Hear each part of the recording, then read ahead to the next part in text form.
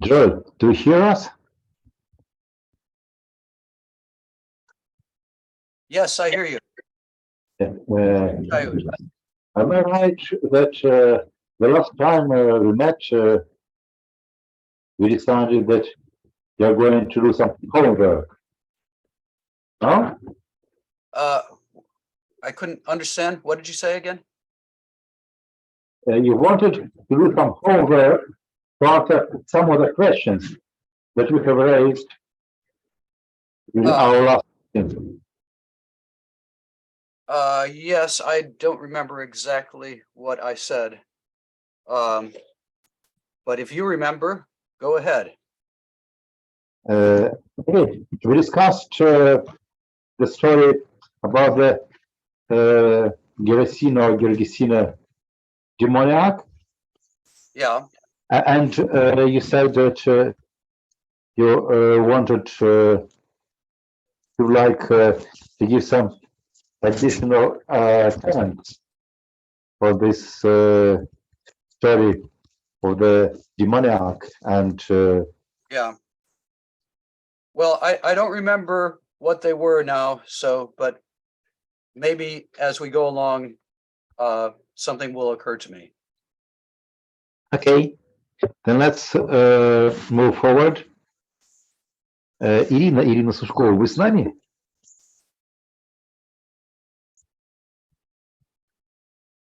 Михаил Георгиевич, вас почему-то странно слышно, достаточно громко, но с каким-то не то эхом, как будто вот вы в какой-то кувшин говорите. А вы меня спрашивали, я тут есть. Да, сейчас, секундочку. Я попробую посмотреть, что у меня здесь с динамиком, с микрофоном. Сейчас лучше стало, Михаил Георгиевич. Вот сейчас лучше стало? Да. Да, сейчас лучше. Хорошо. Тогда я бы просил, может быть, Ирину прочесть нам, скажем, 2 стиха, вот 14-15. По-гречески. Обычно мы читаем по-гречески, потом обсуждаем перевод с греческого на русский, а потом комментируем какие-то вещи, которые у нас тут есть. Ирина, прочитайте нам? Да.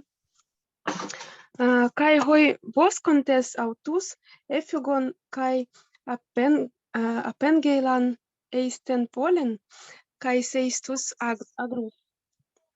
Kai elton idein tiestin to gekonos. Kai erchontai proston iesun kai theorusin ton daimonizomenon katemenon himatismenon kai sufronunta ton eschekota ton legiona kai эфобетесан. Спасибо. Свинопасы бежали и рассказали обо всем в городе и в окрестных селениях. Хотите?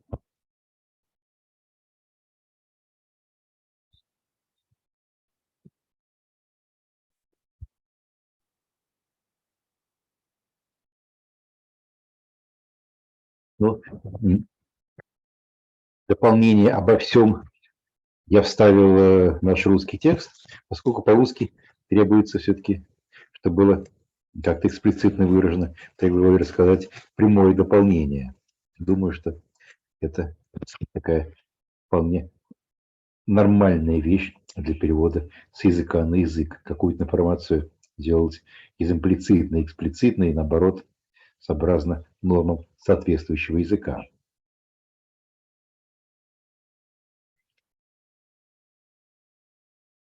Жители вышли посмотреть, что случилось. Элтон Идейн Тестин Тогигонос.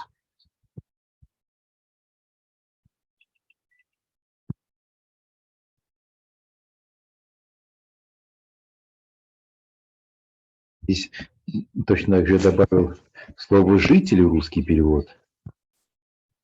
Но думаю, это нормально, потому что иначе у нас получалось бы, что именно «гойбоскантес» пастухи вышли посмотреть, что случилось. И речь идет о том, что вышли все собравшиеся. Пришли к Иисусу и видя, что бесноватый, в котором был легион нечистых духов, то он эсхекота, то он легиона. Может быть, это бы, опять же, немножко эксплицировав информацию, была имплицитной, добавил легион нечистых духов, можно было бы здесь оставить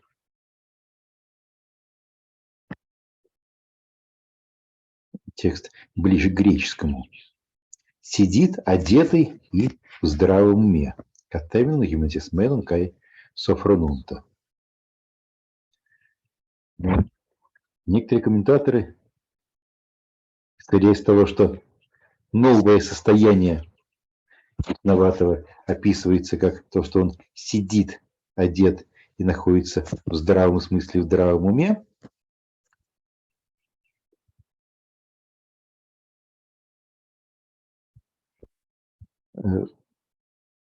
предполагали, что до этого он был не гематисменом, а как-то ногой.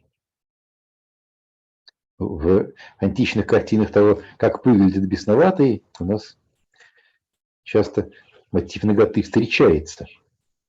Бесноватый, сумасшедший, который бегает голым. Но эксплицитно, конечно, у нас это раньше не сказано. Им стало страшно. И давайте тогда еще прочитаем стиха 16-17 по-гречески. Kai diegesanto autois hoidontes pos egeneto, to daimonidzomeno, kai periton hoiron. Kai exanto parakalein auton apeltein apoton horion auton. Спасибо. Ну, в общем-то, опять же, здесь с переводом особых проблем не было. Проблема возникает со смыслом. Эта проблема со смыслом часто как раз становится толчком к разнообразным проповедям, которые рассказываются в церкви, когда речь идет об этой истории. Нужно было бы людям радоваться тому, что на их глазах случилось некое исцеление. Они стали умолять Иисуса идти из их страны. Иногда комментаторы или гомилеты, которые пытаются понять, о чем здесь шла речь и почему происходит такая сцена, что собравшиеся свидетели чуда умоляют Иисуса уйти из их страны. Говорят о том, что людям свиней своих стало жалко. Но, возможно, правильнее скорее другая интерпретация. Ведь говорим о том, что в Евангелии происходит конфликт между двумя силами. Между Иисусом и демонами. Для людей, которые живут в этой стране, Иисус, как чудотворец, который проявляет какие-то сверхъестественные силы, столь же чужд, непонятен и потенциально страшен, как тот самый бесноватый, которого они перед этим заковывали, пытались заковать цепями. Происходит столкновение с чем-то, что выходит за рамки нормы, и реакция на этот выход за рамки нормы – это просьба даже не здесь сказано, стали умолять, паракалейн, да, просить, умолять, чтобы Иисус ушел из их страны. Joel, reading through this passage, we came to the point where quite always preachers, especially, try to explain why people who became witnesses to a miracle, instead of being happy with that miracle, ask Jesus to leave their country. What would be your suggestion? This in paradox. No, I think it's a very good question. And, you know, something like the same thing is going to happen in the first passage in chapter 6, where Jesus is in his hometown. And first people say, you know, what wonderful miracles he's performing. And then they end up being offended at him, right? It's the same sort of strange combination of acknowledging, you know, his authority and yet opposing him. And here, I think there's also an interesting parallel between what these villagers, how they react, and how the demon reacted in the verses right above, because, you know, as we saw last time, I mean, the demon is opposing Jesus, but he also runs to Jesus. Doesn't run away from him, but he runs to him. So there's a combination of attraction and repulsion. So I guess I would say the deep structure here is that these villagers are reacting, you know, as if they have been influenced by demons also. You know, I mean, where did the demons go to when Jesus drove them out of the man? They went into the pigs, but did they also go into the villagers? So they respond with this, you know, demonic combination of fascination and opposition. How do you like that?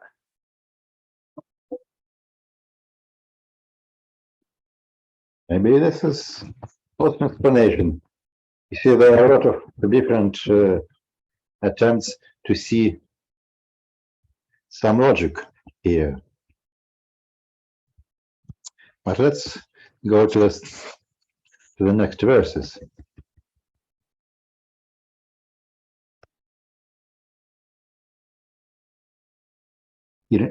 Могу спросить еще стихи 18-20 прочесть?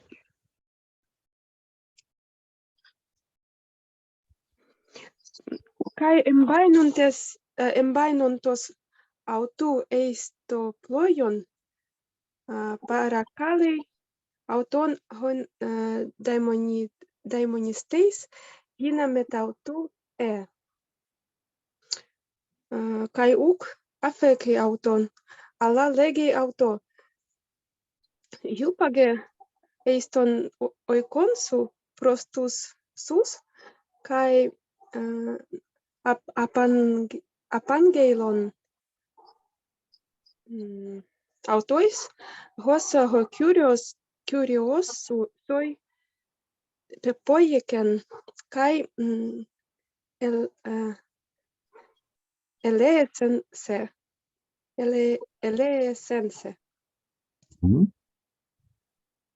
И 20 стих.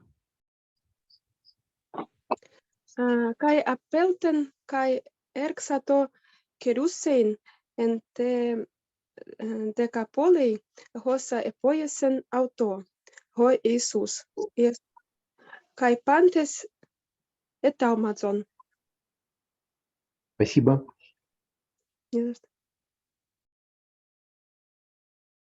Когда Иисус садился в лодку,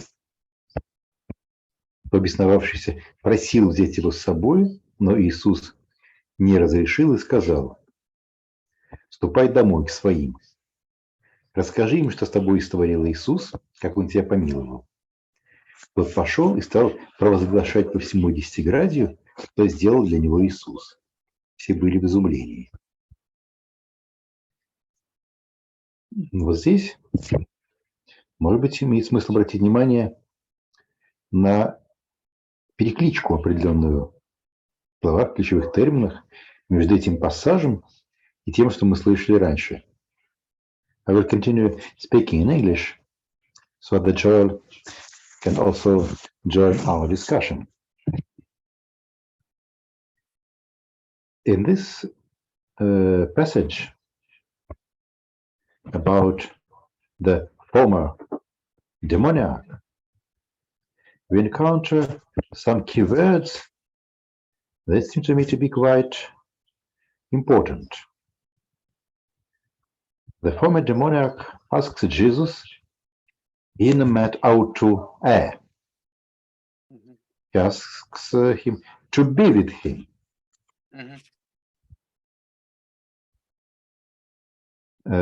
Jesus sends him away, and what does the demoniac do? He started to proclaim Arexeto Kerusein. These two key expressions I mark in yellow in order to return a couple of chapters before and look at the scene of the mission of the apostles. Right.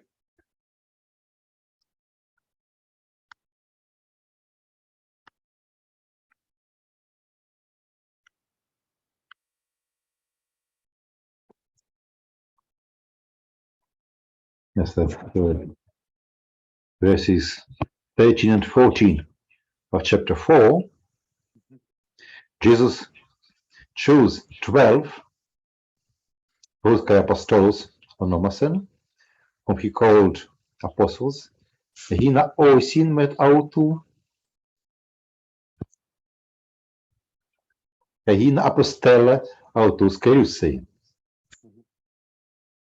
We see in the description of the apostles and their mission the same key terms. Yeah, yes, I think that's very significant. And as a matter of fact, somebody wrote a dissertation in German about, I don't know, 30 or 40 years ago called Leben aus dem mit ihm sein. Living through being with him. And it was about the disciples in Mark, and he took this passage in 3:14 as, central. So I think it is very significant when those terms about being with him and kerusein and proclaiming then recur in the story of the man who was possessed. The strange thing is Jesus tells him not to do this. He tells him just to go home and tell his family what Jesus has done for him. But then he goes out and he proclaims it, he disobeys the messianic secret. But one can't help think that it's a good thing, even though he disobeyed what Jesus told him to do.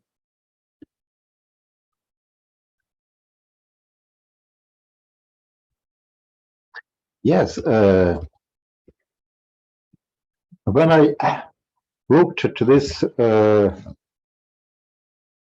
repetition of these two key terms, in Osinemet autu and Kerusein about the apostles, met auto and Kirusin in the story about the demoniac. And of course, here we have a demoniac, and as concerns the apostles, they granted power ekbala into demonia. I think there's a constellation of associations between these two passages that cannot be pure coincidence. And in this context, I remember the very interesting topic that we discussed maybe our last meeting or the meeting before the last, which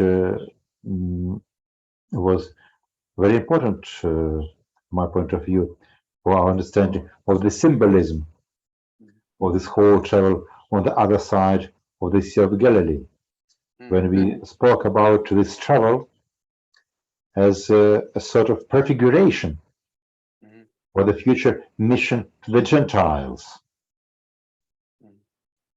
And remember, we even saw that some details of the story may also be understood as a symbolic representation for the mission to the Gentiles that is to follow. And in this case, in this context, the 12 apostles, which are met out to, which are destined to be met out to, they're 12, and the number is symbolic according to the number of the 12 tribes of Israel. Whatever was the actual social or political constituency of the Judean society in the first century AD, it's a completely different question. Probably people who were part of this society, they identify themselves mostly as the descendants of the patriarch Judah, some of them as the descendants of patriarch Levi or Benjamin. The other tribes were considered as lost, but in any case, the fullness of Israel, poetically, symbolically, included all the 12 tribes, and the 12 apostles are understood as missionaries to these 12 tribes. From this point of view, it's quite natural that no one else is permitted to enter this number, because this would destroy the symbolism. But the demoniac who asks Jesus to be with him differently from the apostles, he's not from the Jewish people, most probably. He's from outside. And then he's going and he acts at the Kirusin. He started to proclaim also outside of Israel in the Decapolis, which is here probably symbolizes stands not only for a relatively small area to the east from the land of Israel, but is probably a symbol for the whole Gentile world, to whom apostles had to proclaim the gospel. So in one sense, he is not granted to be an apostle. He met out to the repetition is significant. On the other hand, he somehow becomes a sort of a 13th apostle to the Gentiles. Yeah, yes, I like that. I mean, I think we've talked about this before. There are some hints in Mark, that Jesus' group of apostles is not just the 12, because we had in 4:10 or 4:11 those about him with the 12. So that did suggest, a larger group than just the 12. but I think you're right that, you know, he is a paradigmatic apostle to the Gentiles, and that this terminology about being with Jesus that's symbolic, you know, that for Mark, a disciple of Jesus, even today, is somebody who is with Jesus. There's still a possibility of being with Jesus, even though Jesus, you know, is not here physically. So I think this terminology is significant, and I guess, you know, I'd also consider the possibility that this story started out as, you know, a local story in the Decapolis explaining how the church first arrived in this area. But then I agree with you that, you know, in the context of Mark's gospel, it's, you know, one of the symbolic openings to and prefigurements of the mission to the Gentiles.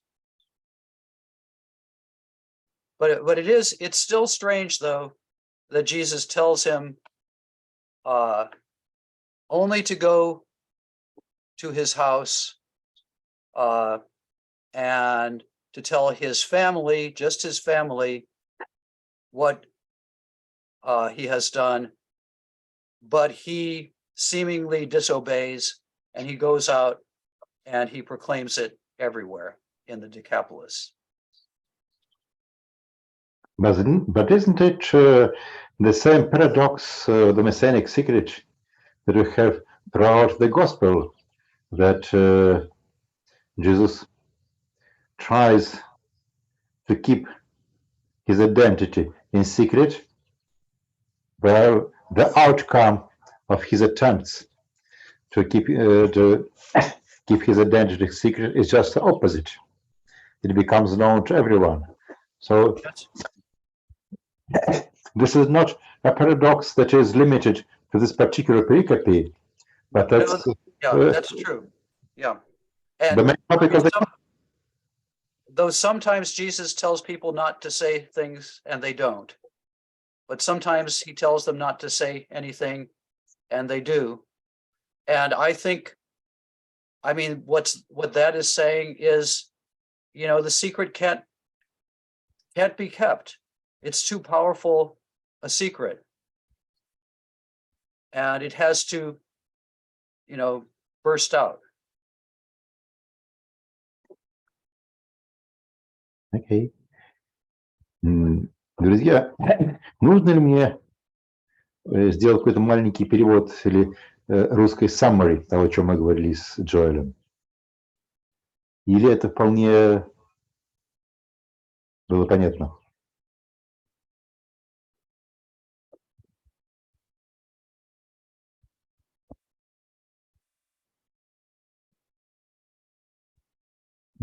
Мы вернулись к теме, которая для меня была достаточно, как помните, релевантно интересна, тогда, когда мы только-только вслед за этой лодкой, переправляющейся на другой берег моря, стали впервые следить, что это путешествие, оно носит совершенно такой символический характер, как прообразующая последующую миссию ранней христианской церкви к языческому окружению.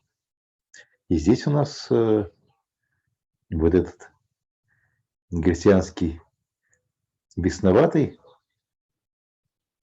оказывается как бы дополнением к числу 12 апостолов, которые миссии которых адресованы 12 коленам Израиля, он оказывается своего рода 13-м апостолом. Да? И вот здесь мы конкретно смотрели на то, как у нас возникают очень ясные переклички между сценой посылания апостолов в 3 главе. И тем, что здесь у нас описывается миссия герсианского бесноватого. When I first thought about this from a demoniac as a kind of a 13th apostle to the Gentiles, even thought whether the image of Paul may lurk somewhere behind this. We know that he was the one who persecuted the Christians. So he went from the dark side of the cosmic battle to the good side of the cosmic battle in almost the same way as the demoniac passed from the realm of the demons to be part and, in some sense, apostle of Jesus. But we wouldn't dare to publish it in any peer-reviewed article. This would probably cause too much criticism. But what would you say about such a crazy idea about the symbolism? Well, you know, as you know, I think this gospel is a Pauline gospel. In other words, I think that the author of Mark is, you know, either knew Paul or was, you know, some sort of later disciple of Paul. So I guess I'd be happy to say that it's a, you know, prefiguring of the Pauline mission. I'm a little bit reluctant to say that this guy is, you know, some sort of symbol of Paul, you know, since, you know, he's not from the area where Paul was thought to have been from. But I can, I like the idea of connecting not only this story, but, you know, soon we'll have the story of the Syrophoenician woman. And that's also a story about, you know, the gospel going, or, you know, Jesus' healing power going to Gentiles, overcoming obstacles. And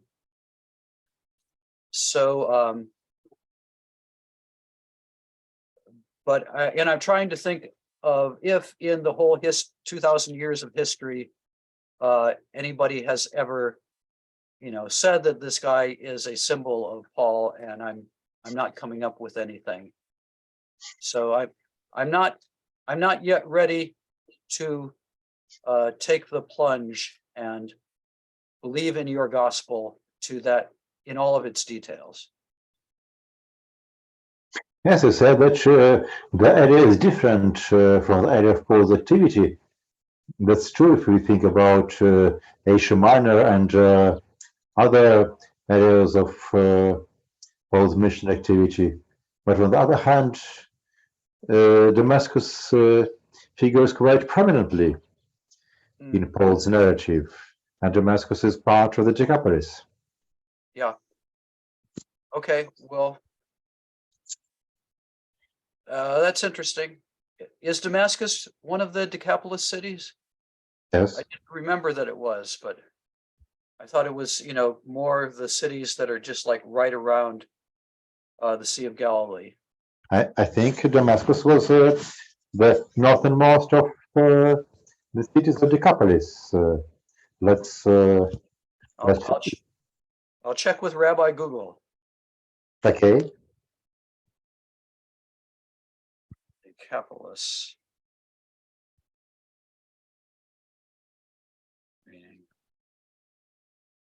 Including Damascus. You're right. Okay.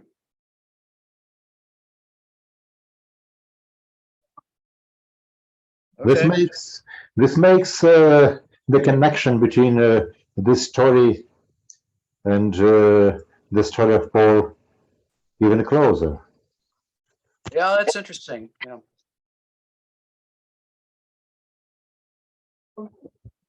Okay. Then let's return to our narrative. And together with Jesus, we return back to Israel. The long story, which to my mind is some kind of prefiguration of the future mission to the Gentiles, is over.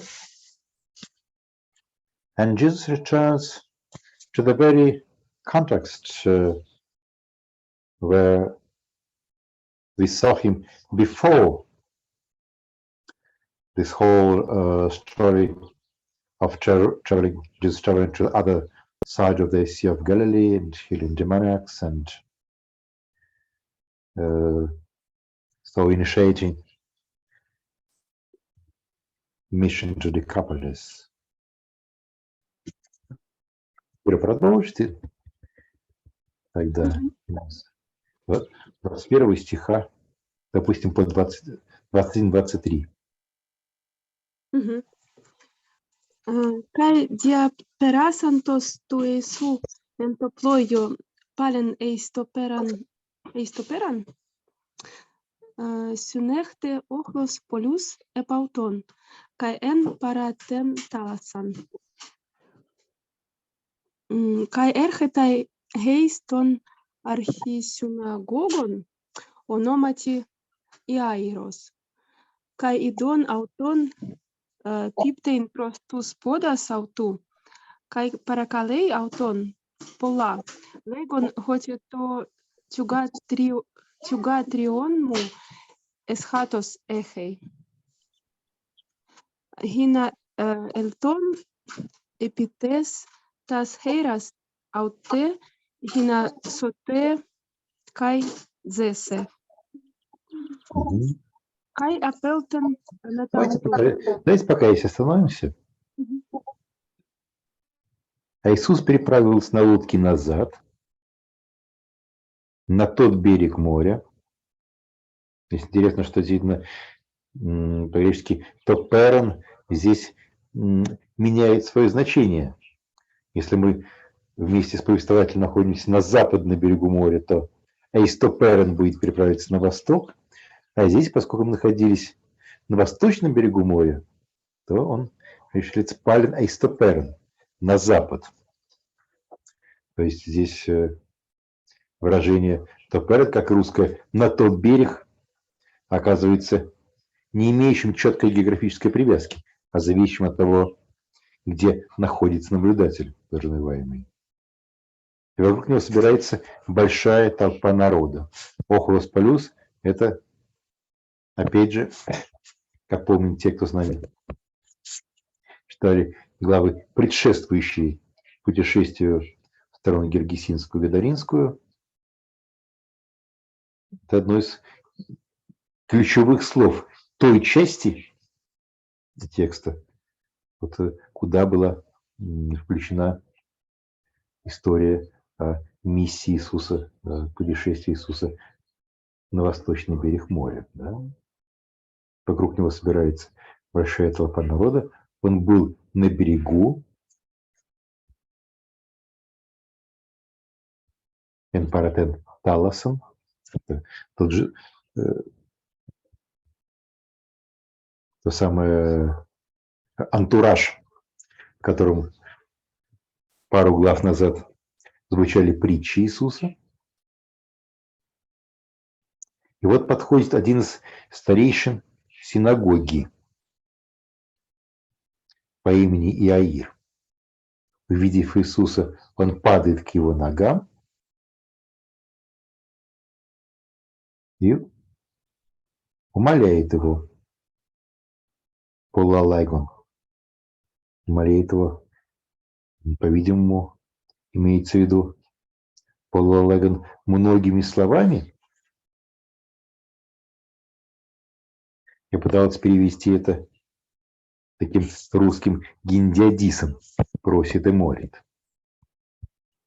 Ой. Простите, здесь что-то слетело.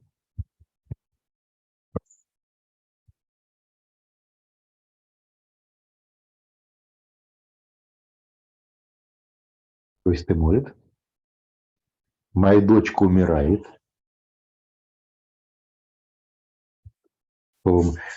Дочка пыталась передать уменьшительно-сказательную форму греческого тюгатрион. Не просто тюгатер, дочь, а тюгатрион, да?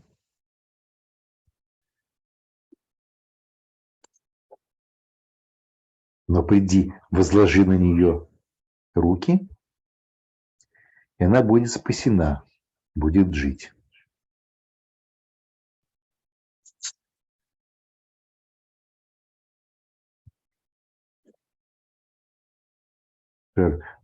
What do you think this polalagon can mean in the context?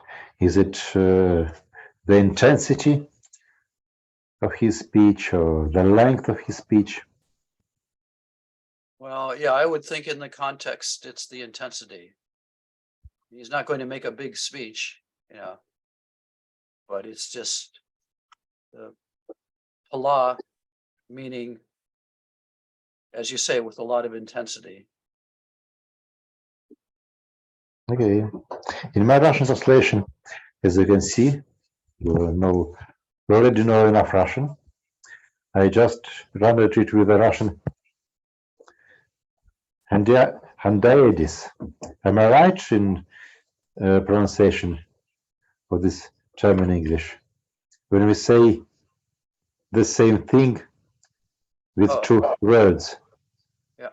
Hendiades? Handaides. Yeah. Handaides. The accent is in handaides. Yes.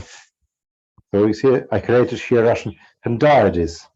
All right. The Greek parakalei polalagon. Probably this is not so bad solution.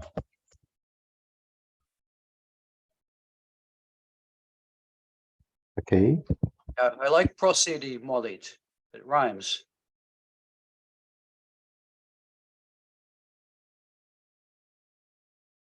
Okay. You have two stories that are somehow sandwiched one into another. When we read the story, I'll ask Joel to comment on this rather strange combination of these two stories. But let's first read the text. Ирина, тогда давайте продолжим еще теперь про кровоточивую женщину. Скажем, до 28 стиха.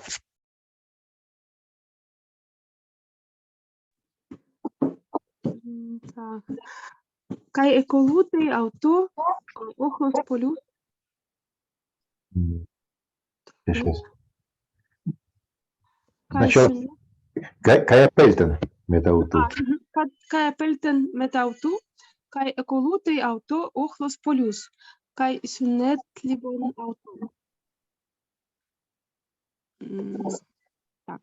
Кай гюне уса ен рюсей гайматос додека ете. Кай пола патуса полон ятрон. Идите в ту комнату. Кай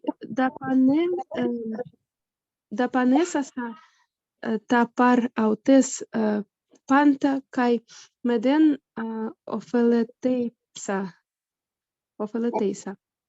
Аламалон esto heiron eltusa.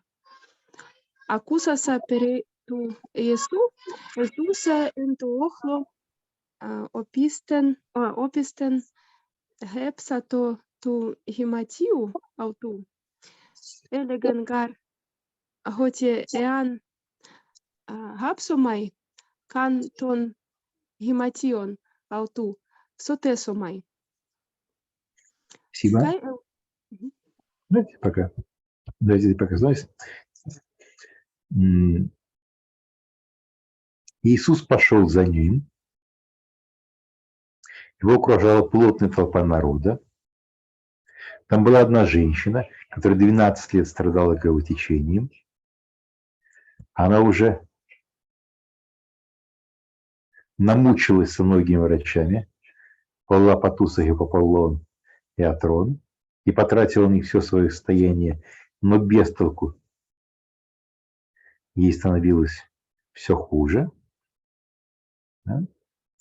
Услышав об Иисусе, она протиснулась сквозь толпу и прикоснулась сзади к его одежде. «Если коснусь его одежды, я спасена», — говорила она себе. Как вы помните, для Марка одна из таких важных каких-то синтактических вещей – это его любовь к употреблению частички «гар», греческой частички «гар» буквально, потому что, ибо, и тогда, когда он что-то рассказывает, и вдруг по ходу дела понимаешь, что он чего-то вот из предыстории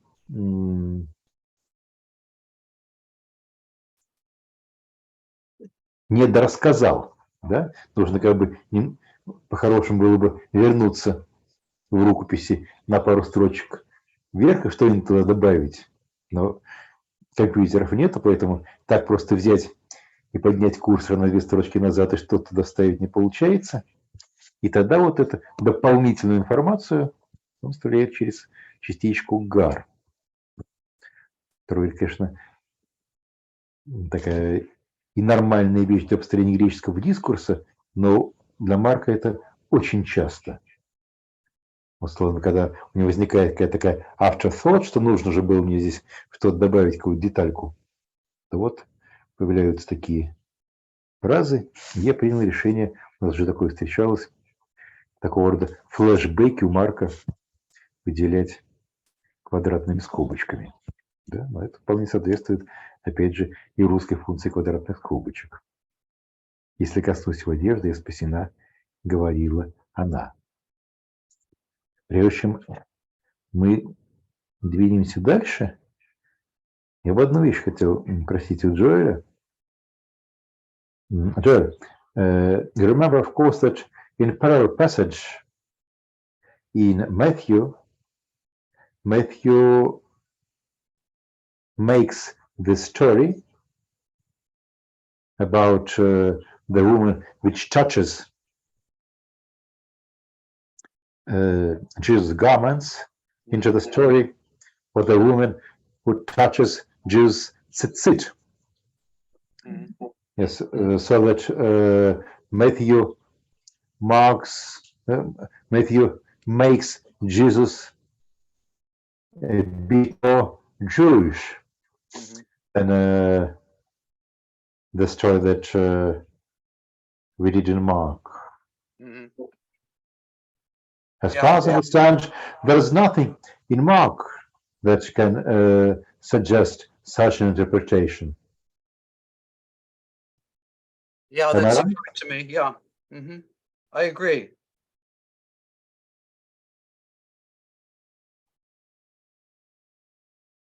It was a detail that was added by Matthew without any hint from Mark and Gospel. Yeah, Okay. and which probably, therefore, it reveals something about Matthew's situation, namely that he's operating in a more Jewish environment. But I still think that Jewish concerns are, in the background in this story. So maybe we can get into that. Okay. In other words, like why is this woman, why is she being so surreptitious? Why is she acting in such a secret way?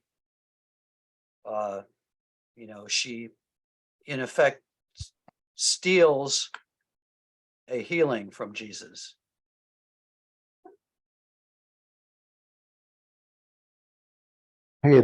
Давайте немного еще прочитаем, и тогда попросим Джоэля комментария. Давайте с 29 по 31 стих. Kai eutius exerante GPG tu haimatos autes, kai egno to somati hoti iatai apotes mastigos. Kai eutius ho Iesus epignus en auto ten ex autu dunamin exceltusan epistrapheis en to ochlo elegen tis mu hepsato ton himation. Kai elegon auto hoi matetai autu blepeis ton ochlon syntribontase kai legis tis mu hepsato. Kai perieblepeto edein ten tuto poiesasan. Hedegone pobeteisa kai tremusa eidiuia ho gegonen aute elten kai prosepesen auto kai eipen auto pasan ten aleteian. Да.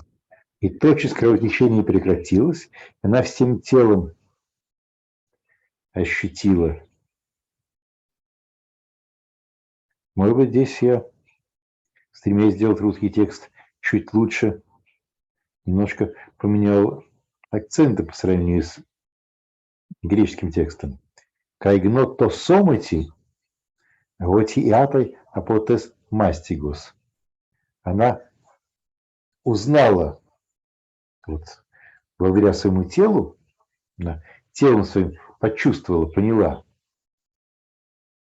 что исцелилась от болезни. Я пытался в этот буквальный перевод греческой идиомы, она телом ощутила, что исцелилась от болезни, немножко русифицировать, подверстав под русский оборот, русскую идиому, что-то почувствовать всем телом.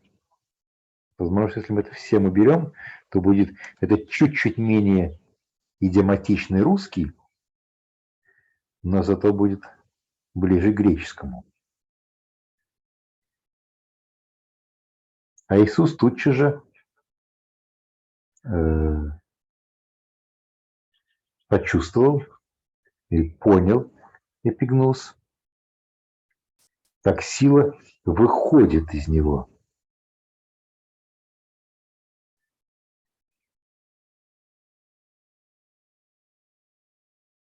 Даже буквально как сила вышла из него. Это же у нас аурисные причастия, да? Эксельтусом. Он оборачивается к толпе и спрашивает, кто прикоснулся к моей одежде. Ученики сказали, смотри, как люди тебя обступили, а ты спрашиваешь, кто прикоснулся ко мне. Но он продолжал искать взглядом ту, которая это сделала. Я переблепето и дейн, тен тута поесасан. Дрожа от испуга и зная, что с ней произошло, эта женщина подошла к Иисусу, пала перед ним и рассказала ему всю правду. В первоначальном контексте Евангелия от Марка, по-видимому, это описание должно было как раз говорить об Иисусе именно как о чудотворце и экзорцисте, который неким чудесным образом понимает и знает то, что недоступно видению простого человека. А именно, люди не чувствуют, как вот эти мистические силы переходят от одного тела к другому, а Иисус чувствует. И поэтому, хотя все удивляются, ты спрашиваешь, кто прикоснулся ко мне, но он знает, что вот есть некое особое касание, такое касание, так сказать, которое привело к тому, что из него изошла сила. То есть в первоначальном контексте это должно было быть повествованием о том, какие особенные, сверхчеловеческие возможности есть у Иисуса. Но, конечно же, для последующей экзегезы все получилось наоборот. То, что он почувствовал, как сила из него изошла, но как бы по тексту не понимает, к кому она от него изошла, куда перешла. Наоборот, последующая экзегезия воспринималась не как знак каких-то сверхчеловеческих способностей Иисуса, а как знак его недобожественных способностей, согласно нарративу Марка. И, конечно, особенно есть обращать внимание в это выражение «сила ушла». Да? Аурисное причастие эксвельтусом. Означает ли это, что он почувствовал, что сила уменьшилась? Were you able to follow? Yeah, I followed some of what you were saying. So, I mean, it's a story. I mean, it seems to have these magical elements, right? She touches Jesus, just his garment, and the power goes out of him to her and heals her without Jesus intentionally wanting to heal her at first, right? It's just like she touches his power-filled garment and she's healed. So that she gets healing without his will, so that the power of healing is in fact not controlled by him. Right, and it's sort of like there's a passage in Acts where there's a description of how, like, the disciples give handkerchiefs, and you can give your a handkerchief to somebody, and they take it to somebody else, and you're healed that way. So it's I think it's a semi-magical idea of healing, that it goes through the garment. Now, as the story progresses, he has a conversation with her, and he ends up saying, your faith has healed you. So it's kind of pulled back into the realm of Christian belief, but it's still a story about this power-filled person who you just have to touch him and you'll be healed. And this exaltation, does it mean that he felt that because of power having gone out, he has less power? What exactly is the meaning of this exaltation here? Yeah, I guess maybe. Yeah, he has a little bit, some of his power has gone out, so he feels a little less powerful. And I mean, the other thing that's interesting is he looked around in 32, peri eblepeto idein tain tuta poiesasan. So does that mean that he knew that it was a woman who had stolen his power? Because it's the feminine demonstrative that's used, or article that's used.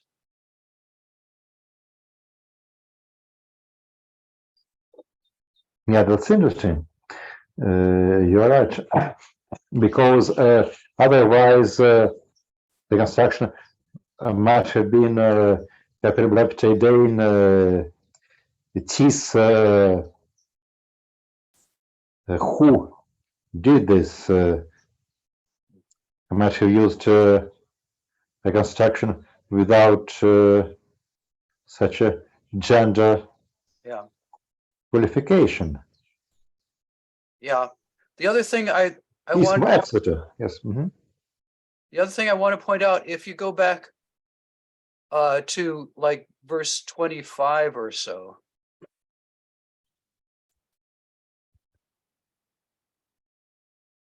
Okay, yeah. So yeah, let's start with 25. I mean, look at all of these participles. Kai usa and ruse haimatos. Kai pala pathusa. Kai dapanesasa. Kai meden opholethesa. Ala malon estoheron elthusa. Akusasa. Peritu Jesu. Elthusa. Ente ochlo. And so like there's about, I don't know, 6 or 7 participle, and then finally hepsato. Finally, you get a finite aorist verb. Right? So it seems to me that, you know, the emphasis is on the hepsato. You know, that's the key point. And all of these others participles, you know, prepare for that, build up tension to it, and then bang, she touches Jesus. So you know, it makes sense that that's the dramatic focal point of the story. She touched Jesus. And maybe the implication is that she shouldn't have touched Jesus because she's ritually unclean. So, you know, I mean, it brings up the question of, you know, what sort of bleeding is this? And I would argue that it's vaginal bleeding, that she's a zav, as defined in Leviticus. And so she's ritually unclean. And that's why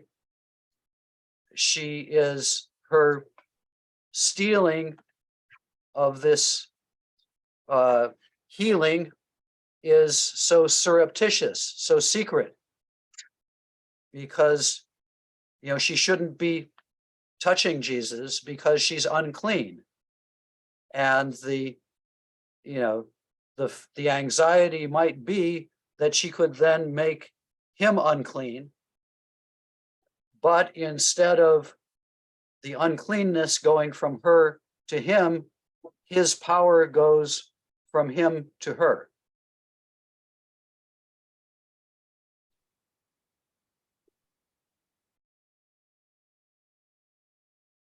Окей.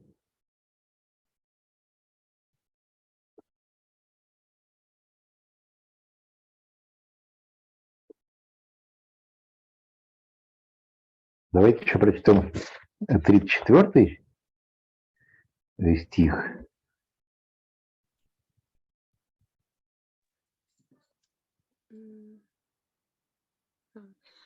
Hode eikon aute tjugater he pistis su sesokense hypage eis eirenen kai isti hygies apotes mastigossu. Eti autu laluntos erchontai apotu archisynagogou legontes hoti he tjugater su apetanen ti eti kyleis ton didaskalon.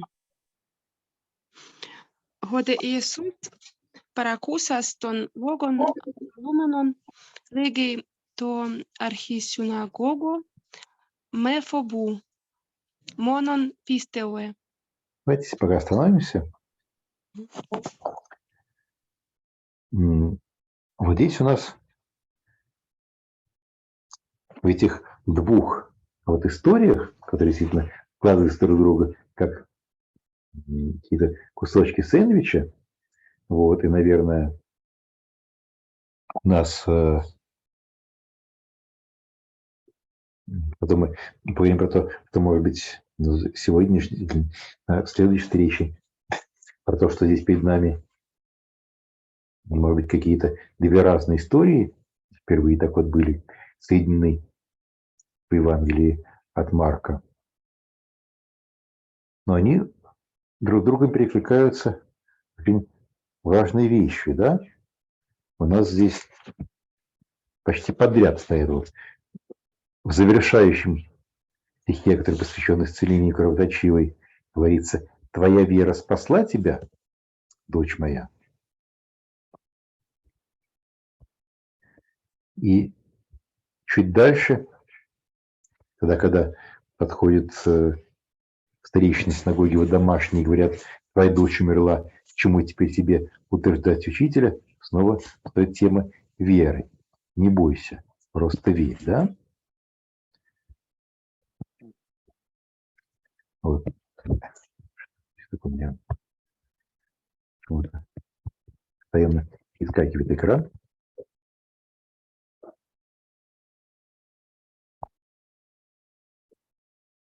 Для нас, как бы знакомых с евангельскими повествованиями, и Марка, и других евангелистов, вообще всей христианской традиции, тема веры как предпосылки для чуда, предпосылки для христианской жизни совершенно нормально.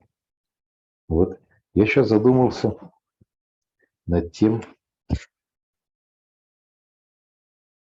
что, как кажется, в Евангелии от Марка тема веры у нас здесь развивается. Мы можем, например, посмотреть, где и как у нас в тех текстах, которые мы раньше смотрели, у нас встречается слово «вера» или понятие веры, да?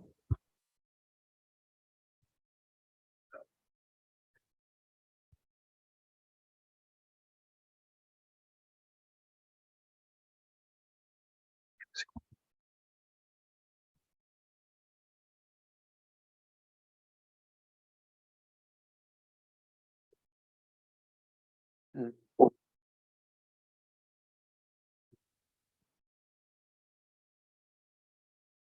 С помощью современных средств поиска это сделать не так уж и сложно.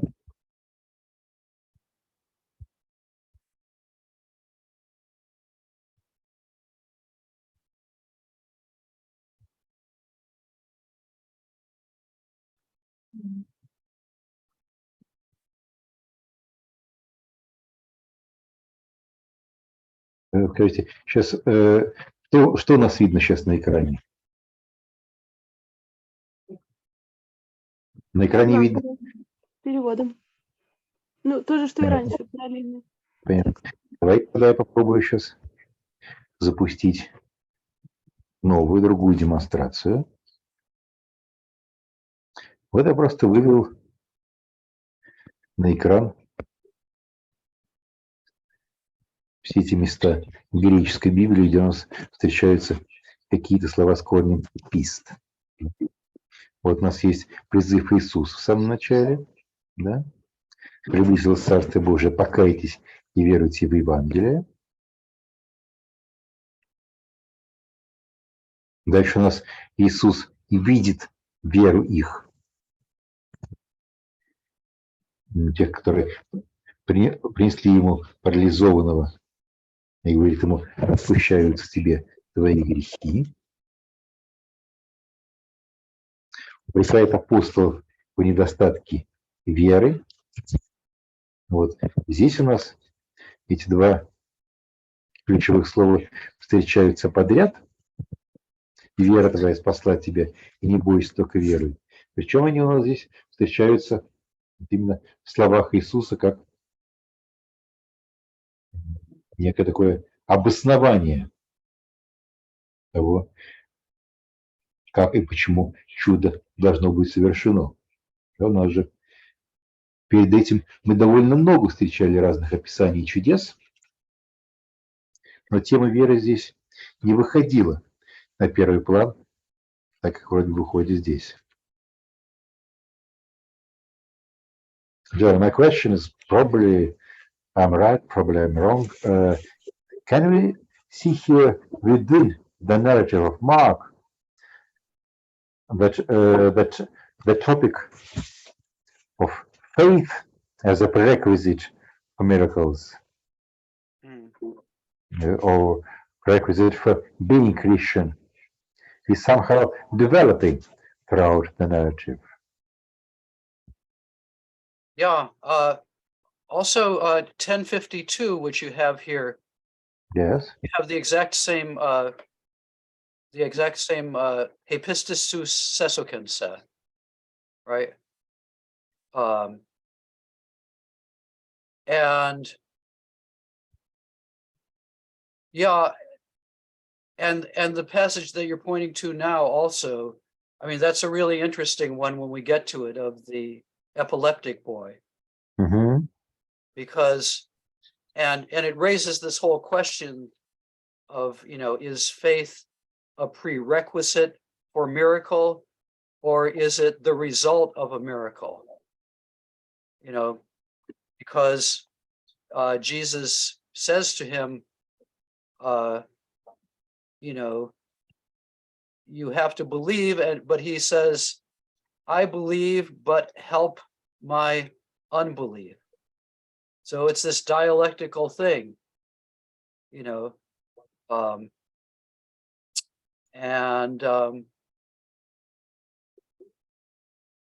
yeah. And I guess, I think this probably has roots in historical memory about Jesus, but also one can't help but think of, the role that faith plays in Paul. And it's another way, I think, in which this is quite a Pauline gospel.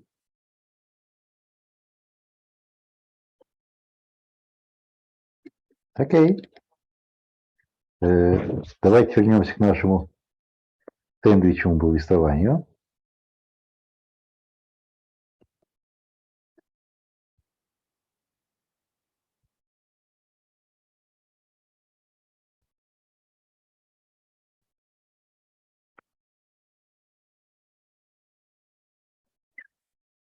So here's my fantasy.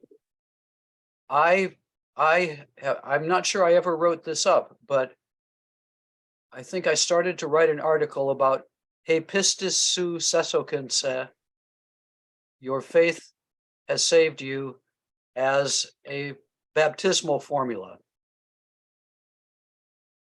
You step into the waters of baptism, and whoever's baptizing you says, your faith has saved you.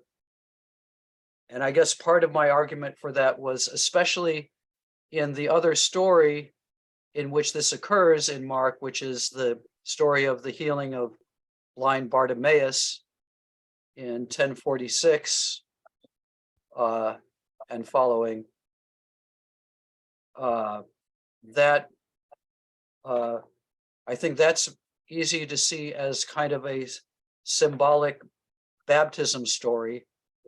Baptism was, at least in the 2nd century, associated with illumination, with light, with coming out into the light from the darkness.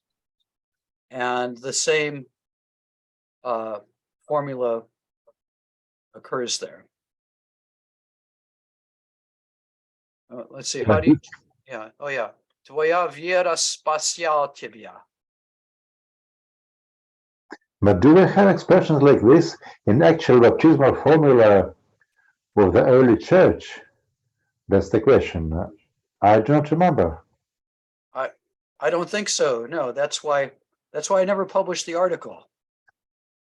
Okay. But it makes sense to me.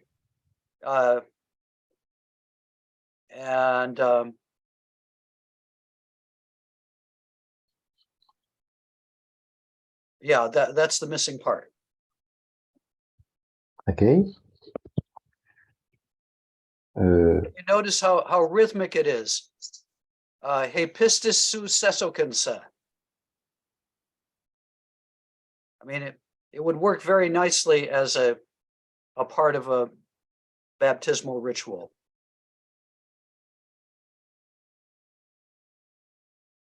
Okay, it's phonetically and rhythmically well organized, but still I'm not sure that every rhythmically and phonetically organized text by this just by these qualities should be treated as a part of the baptismal formula.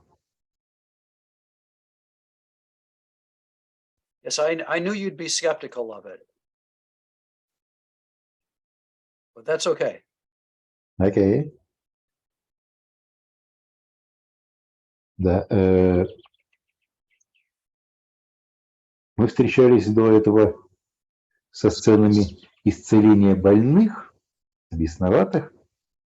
Здесь у нас все-таки явно идет некое нарастание, внутреннее развитие в логике повествования Марка. Здесь встречаемся с темой не исцеления больного, а воскресения умершего.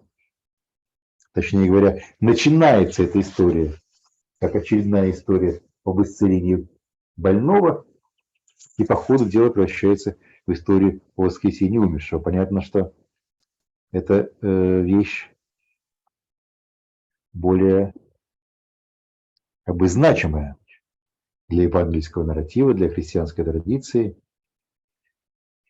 и как бы из совершенно другого Евангелия, из другой истории становится параллельное развитие в истории про Иисуса и исцеление Лазаря. Иисусу говорят о том, что Лазарь болен, он, однако же, не идет исцелять Лазаря до тех пор, пока не понимает, что Лазарь умер. I draw some parallelism between this story, or better to say, inner development of this story, which starts as a story about healing, but then becomes a story about resurrection, with the story of Lazarus in the Gospel of John, which also starts as the story about Lazarus being sick, which may imply that this should be a healing story, but then instead of becoming a healing story, the story of Lazarus becomes a resurrection story. The same inner development of the plot that we have here, from lesser miracle to a bigger miracle. Yeah, yes, I think that's right. And even like the terminology that's used, what is it? When he actually heals her, you don't have it on the screen. No, so like down below, the terminology I think is resurrection-like terminology. Right? Yeah, verse 42. Kai an este to coracion. Yes, but verse 42 is not.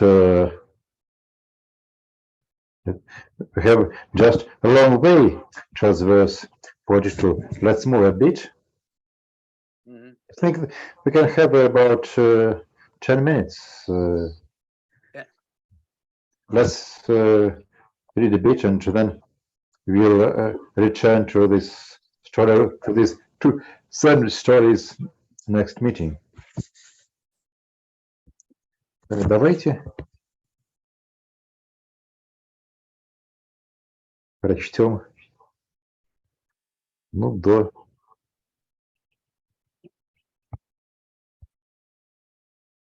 41 стиха. Ира, выполните свою миссию чтицы? Так, 40. Начинаем с 37-го. Мне почему-то сбился Да. немножко Да. порядок. Kai uk afeken udena metautu synakolutesai ei meton Petron kai Iakobon kai Ioannen ton adelphon Iakobon.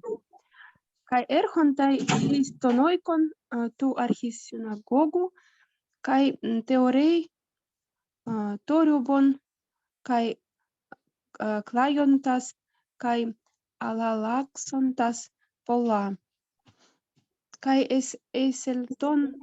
eiselton legi autois ti turubeiste kai klajete. To paidion uk apetanen alla kateudei. Kai kategelon autу. Окей. Давайте пока поставим точку. Идти с собой дальше не позволил никому, кроме Петра, Иакова и Иоанна, его брата. Они приходят в дом старейшины, Иисус видит смятение, слышит плач и громкие причитания. Он входит внутрь и говорит, что вы плачете и причитаете. Ребенок, только Арасио, не умер, а спит. Ну, давайте еще дальше прочтем.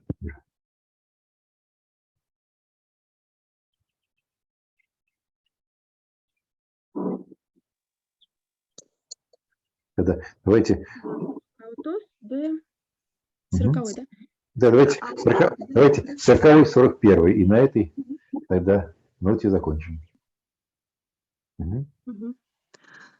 Autos de ekbalon pantas paralambane ton patera tu paidiu kai ten metera kai tus metautu kai isporeutai hopu en to paidion kai kratesas tes heiros tu paidiu legi aute talita cum, не знаю, где там талита кум, гоестин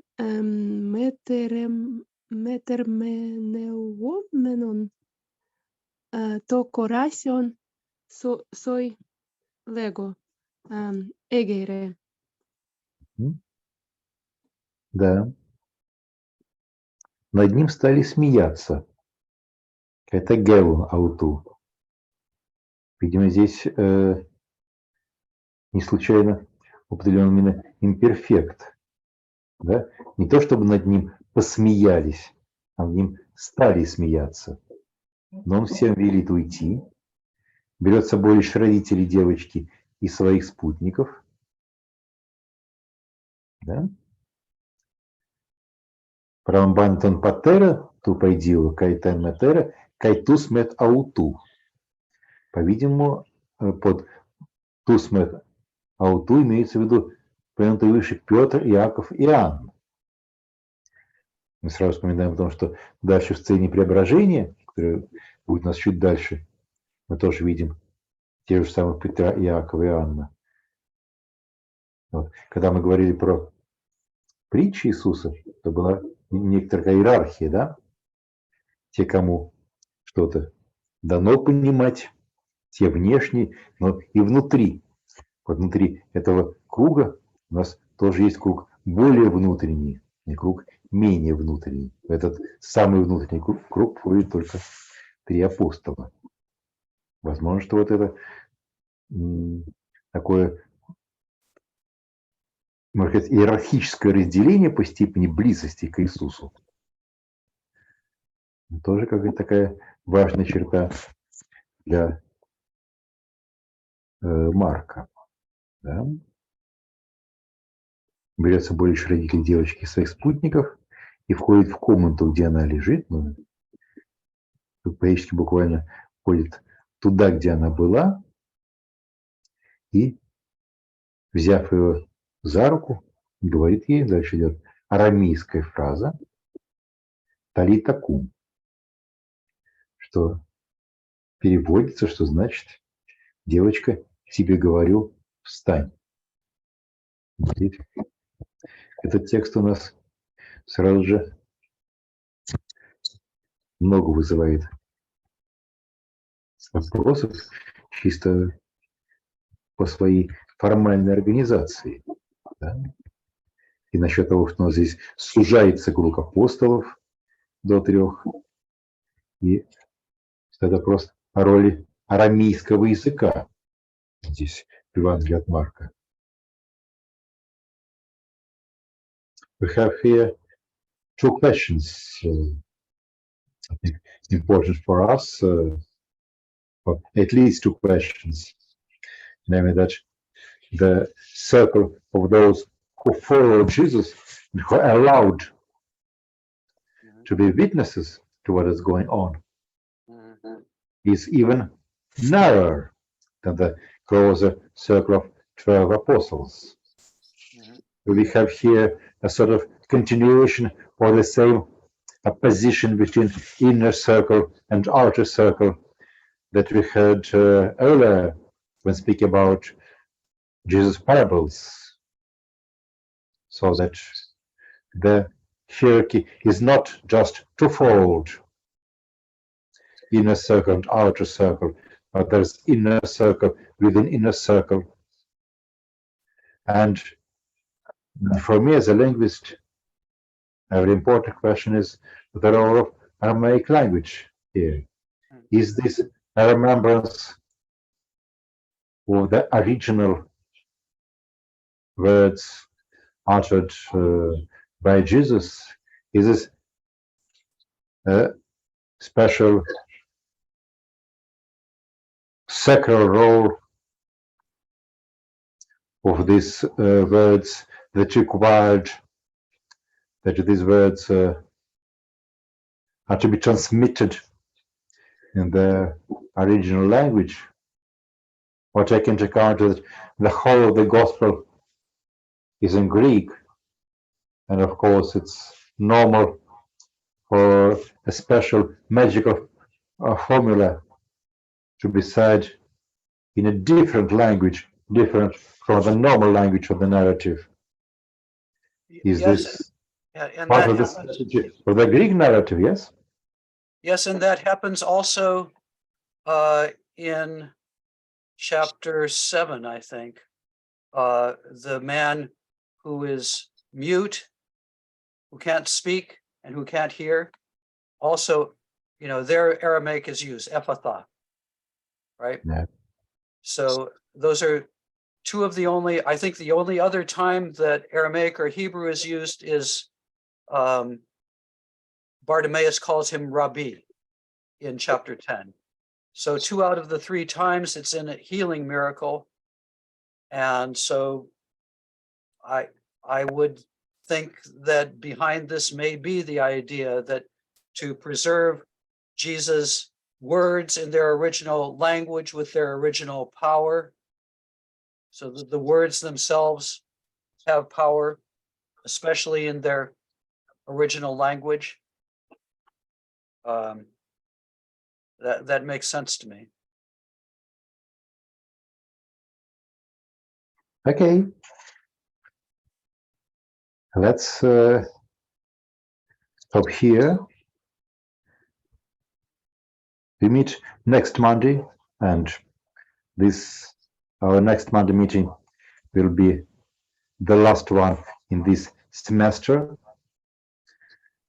We traveled through the Gospel of Mark for many months, and I think it was very important for us both as biblical scholars and linguists, and for our spiritual journey as well. So we stop here at the moment of suspense. He says, "C'ho corazón, solo leggo, I get it." Let's make a pause at this moment of suspense and continue next Monday. Спасибо. Спасибо. Спасибо. Спасибо большое. Спасибо. Спасибо. Всего доброго. Всего доброго. До Всего свидания. доброго. Спасибо большое. До свидания. До свидания. Всего доброго.